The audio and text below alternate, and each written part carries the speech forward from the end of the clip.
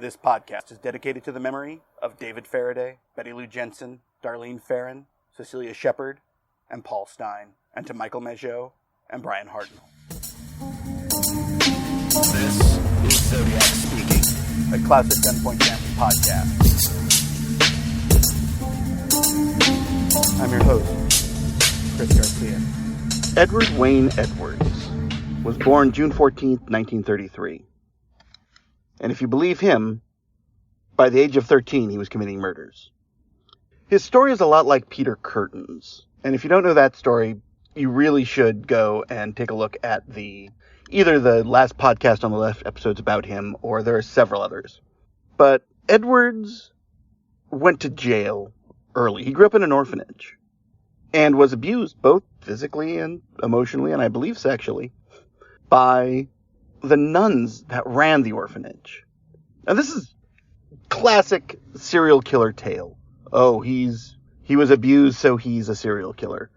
What happens next, though, is interesting. He went to the Marines, and his time in the Marines is not super well documented, but he did not do particularly well. And there are probably a bunch of reasons for that, of course. There always are. But what's interesting is that by 1955, he was in jail because he was robbing gas stations. He wanted to be famous. He wanted to get caught. He wanted them to know who he was. He really wanted to be Bonnie and Clyde. That's what it comes down to. He wanted to be famous, but still able to commit his crimes. Believe it or not, he was on the FBI's most wanted list after he escaped from prison, and that led to him being captured in 1962. Where he went to Leavenworth. But then he was paroled in 67 because he had struck up a sort of a friendship with a guard. And the classic, a good friend as a guard, and they turn everything around and he becomes an upstanding citizen. He ended up becoming a motivational speaker. He was on What's My Line and To Tell the Truth, and he even wrote a book. But here's where things get interesting. In 1974, he really started bouncing around, and he had done a little bit of time in 1982 in Pennsylvania, I think 2 years. But he was in California, he was in Colorado, he was in Arizona, he was all over the place. But it wasn't until 2009 when he was arrested for murder. And he ended up going to Kentucky. And he was arrested for the murder of Billy Lavaco, Judith Straub, Tim Hack, Kelly Drew. And he later confessed to the killing of Danny Law Glockner. Now, Hack and Drew were called the Sweetheart Murders, and that was a very famous case, and one that there's a lot of different things, but they actually managed to get his involvement with it years later, because one, Edward's daughter tipped them off, and two, DNA tied him to it. Here's where it gets strange. He was convicted of these murders in 2011 and died a couple months later. This seems like, well, here's a guy, he's transient, so he may be, and not necessarily a transient, but he's moving around a lot. So there's probably other cases that he was involved in. Perhaps he was in California. We haven't firmly established his timeline out here. But one thing that's interesting is Margene Morrison. And Margene sent me a series of emails in 2016 when I put out a call on one of the Zodiac forums that I was doing an issue of Claims Department about Zodiac. And Margene's emails are scattered, but I also wasn't the first person she ever sent them to. I believe starting in the 90s, she started trying to get attention to the fact that she thought Edward Wayne Edwards was the Zodiac. What I can't track down is if she was the first one to say that he was the killer of the Black Dahlia when he was 13. I think that's fairly ridiculous, but hold on, this will all sort of come together. And she said that a man who called himself Ralph Ulysses Brickenshaw ended up, for lack of a better word, mentally and psychologically torturing her. And she was a part of the JFK conspiracy community. I've also been over the years.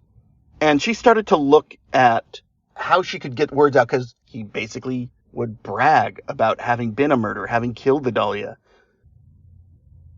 There are some connections to her. I looked into a few things, and actually, some of her stuff does line up.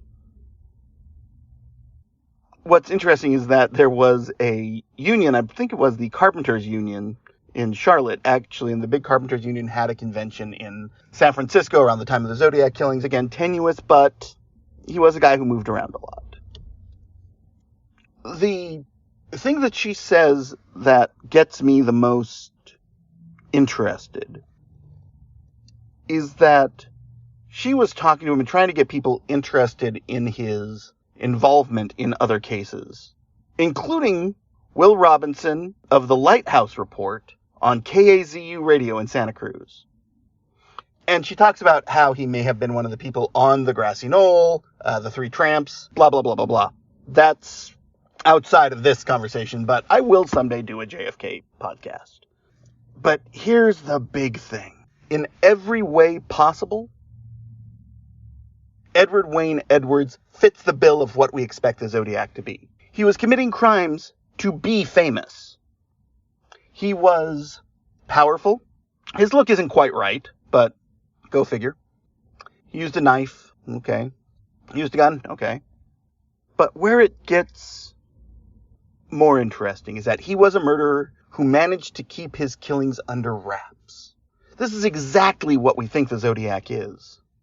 If you mapped out a profile of Zodiac and you did a profile of Edward Wayne Edwards, the only difference is supposition versus confirmation.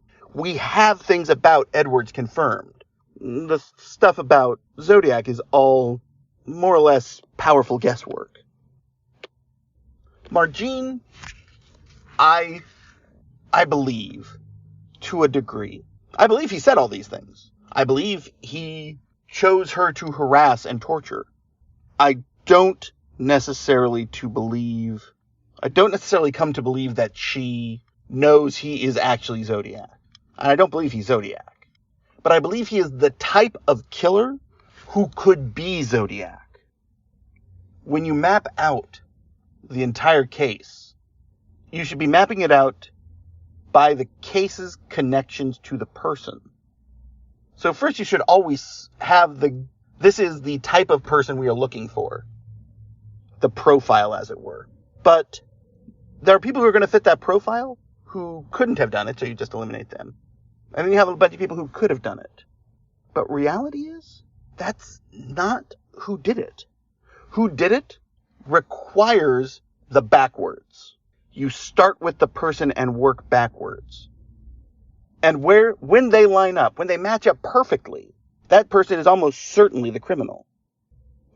Edward Wayne Edwards isn't Zodiac. There's far too thin soup there. But this is what happens when someone gets away with things for so long that sort of live in the same realm, where the profile's fairly close. They're automatically going to be considered for it. And he pushed himself as Zodiac. He also said he killed the Dahlia. He also said he killed JonBenet Ramsey. And the only one of those that I have any thought that he might have done is JonBenet.